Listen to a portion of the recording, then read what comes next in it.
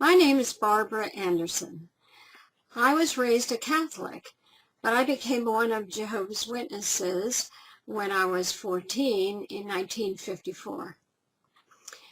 I married a Jehovah's Witness in 1959, and a few years later we had a son. The three of us really lived a life of godly service. And in 1982, my husband and I were invited to the world headquarters of Jehovah's Witnesses. The name of their corporation is the Watchtower Bible and Tract Society of New York. We were there for approximately 11 years. The last 3 years that we were there, I was working actually as a researcher on their history book, Jehovah's Witnesses, Proclaimers of God's Kingdom. And then I wrote 7 articles for the Awake magazine. The conclusion of my stay was spent in doing research, extensive research about the issue, which was becoming a serious problem within the religion. It was child sexual abuse, and it was something that was going on throughout the entire world within the religion. I gathered evidence of this, and it was presented to the governing body of Jehovah's Witnesses a few weeks after I left headquarters, and that was in early 1993. After a number of years of endeavoring to help Jehovah's Witnesses put in place good child protection policies, at the end of 1997, I quietly left the religion because I believed that Jehovah's Witnesses leaders were culpable for covering up the crime of child sexual abuse, which was committed by Jehovah's Witnesses molesters. The leaders actually covered this up because they didn't report child abuse to the authorities. In addition, I knew that men who were known to have been convicted of child abuse in the past were being appointed to responsible positions in congregations all over the world. They claimed repentance, but once they were in these positions, they continued molesting. In 1999, I decided to make the world aware of the Jehovah's Witnesses leaders' irresponsible and negligent behavior, hoping that this way their governing body would change some of their policies and practices that did not protect children, but protect as pedophiles. Isn't that awful? But how would I do this? Well, I decided to break the 11th commandment, thou shalt not go public.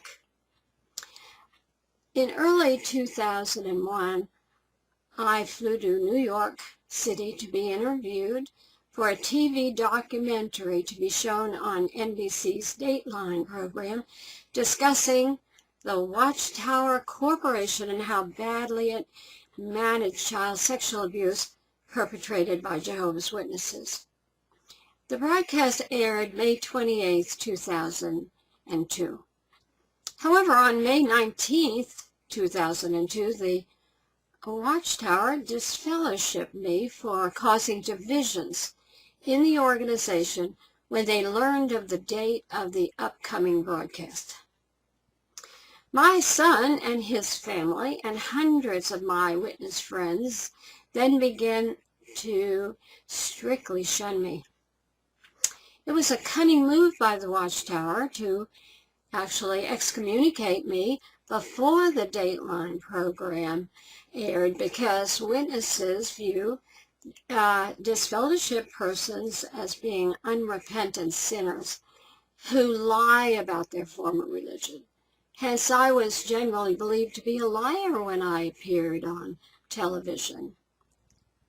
Sad to say, it's been 16 years now since I've seen my son and his wife and their children.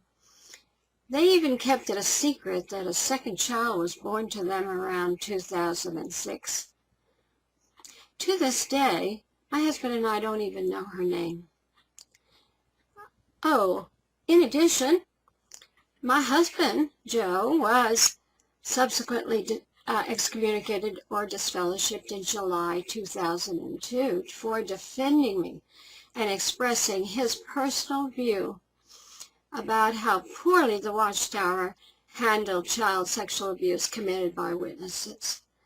By the way, disfellowshipping and ostracism is used against any Jehovah's Witness that is critical or disassociates themselves from the religion, including child abuse victims who spoke out against how their cases were handled. So, not by any means are we alone to endure such harsh punishment. However, I've continued to give media interviews about my discoveries.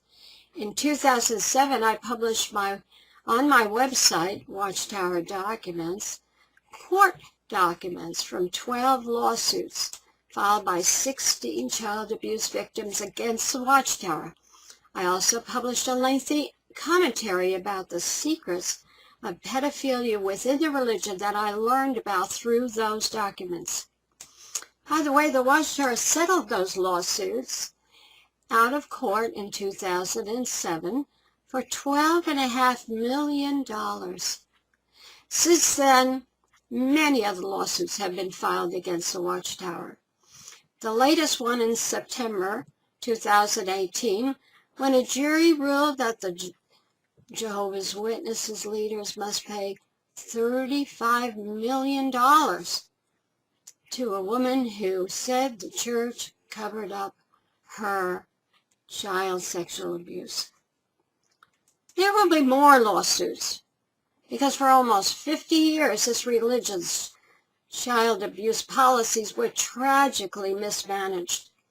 However, lately this organization has endeavored to explain their practices as calling it spiritual practices and godly practices, but the results have shown otherwise.